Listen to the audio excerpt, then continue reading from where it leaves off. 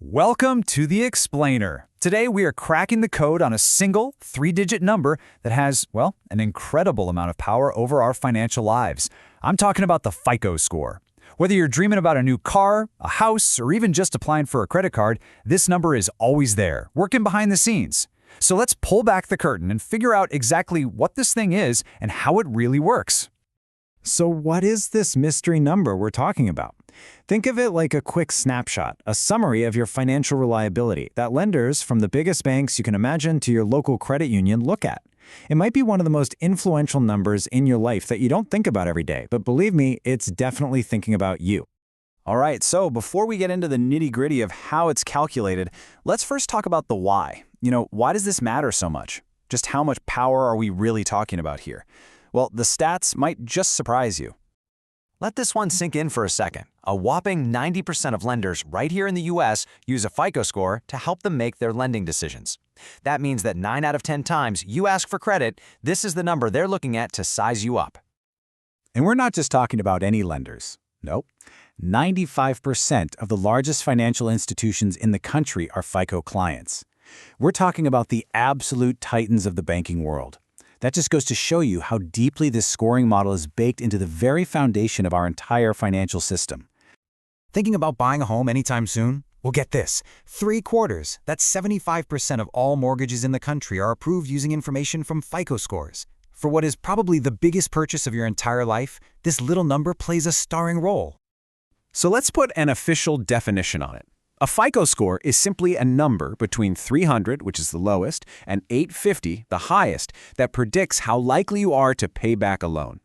Honestly, the best way to think about it is as a lender's shortcut, right? It's like a financial trust score that helps them quickly figure out their risk before they lend out any money. So who exactly are the masterminds behind this all-powerful number? I mean, where does it even come from?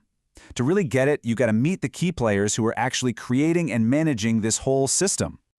Okay, first up, you've got the credit bureaus. Now here's the crucial thing to understand about them. These guys are the data collectors. They're like financial librarians, gathering all the info about your credit history, your loans, your cards, your payments. But, and this is key, they don't actually decide whether you get the loan. In the US, there are really only 3 names you need to remember: Equifax, Experian, and TransUnion. These are the big 3. They're the ones compiling all those detailed credit reports that contain the raw data of your financial life. And this is where FICO enters the picture. FICO, which originally stood for Fair Isaac Corporation, is the company that actually invented the scoring model. They take all that raw data from one of the bureaus, run it through their secret proprietary algorithm, and poof, out pops your FICO score. So a simple way to remember it is, the bureaus have the data, FICO has the secret recipe.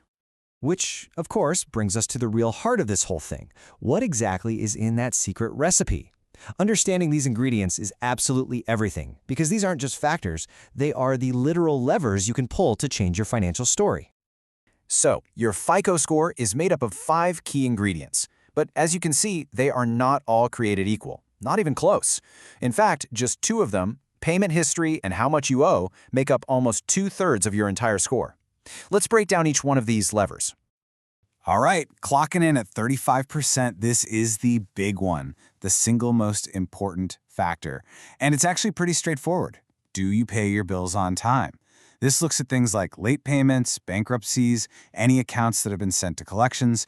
A long, consistent history of on-time payments is the absolute best thing you can do for your score, period. Next up, at a hefty 30%, is how much money you owe. But here's what's really interesting. It's not just about the total dollar amount of your debt. What FICO really cares about is your credit utilization ratio. In plain English, that's how much of your available credit you're currently using. The magic number? Try to keep that ratio below 30%. Making up 15% of your score is the length of your credit history. And generally, a longer history is a better history. Why? Well, it just gives lenders more data, a longer track record to see how reliable you are. This takes into account the age of your oldest account, your newest one, and the average age of everything in between. Okay, now we're down to the smaller pieces. At 10%, we have your credit mix. Lenders, it turns out, like to see that you can responsibly handle different kinds of credit. So that means having a healthy mix of what they call revolving credit, then credit cards, and installment loans, like a mortgage or a car loan. And finally, the last 10% is all about new credit. See, opening up a bunch of new accounts in a really short amount of time can look like a red flag to lenders. It might make them think you're in some kind of financial trouble. So every time you apply for new credit, it can cause a small, temporary dip in your score. Now, it's pretty clear that FICO is the 800-pound gorilla in the room, but it's not the only score out there. And it's a good idea to know about the main alternative, because you've probably seen it pop up if you've ever checked your score on a free app or website. So, FICO's main competitor is called VantageScore, and the biggest difference between them is who created them. VantageScore was actually created by the 3 credit bureaus themselves. Yep, Equifax, Experian, and TransUnion teamed up. So, while a FICO score usually just pulls data from one bureau at a time, VantageScore uses info from all 3 to create its number. And because their secret recipes weigh all those factors we talked about a little differently, the score you get from each model can be different. This means that what one system considers a good score falls into a slightly different numerical range than the other. So don't be shocked if you see 2 different numbers. Okay, we've gone through the what, the why, and the how. Now for what I think is the most important part. How do you take all this knowledge and actually use it to take control? This is where we shift from just understanding the system to becoming the author of your own credit story. So how do you start pulling those levers we talked about? It really just boils down to these 5 simple but really powerful habits. Number 1, pay your bills on time every single time. That takes care of that giant 35% chunk. 2, keep your credit card balances low. Remember that sub 30% rule. 3, try to maintain a healthy mix of credit. 4, be thoughtful about opening new accounts. Don't just do it on a whim. And 5, check your credit reports. You can get a free one from each of the 3 bureaus every single year, so check them for errors. At the end of the day, your credit score isn't some permanent grade that's been stamped on your forehead. Not at all.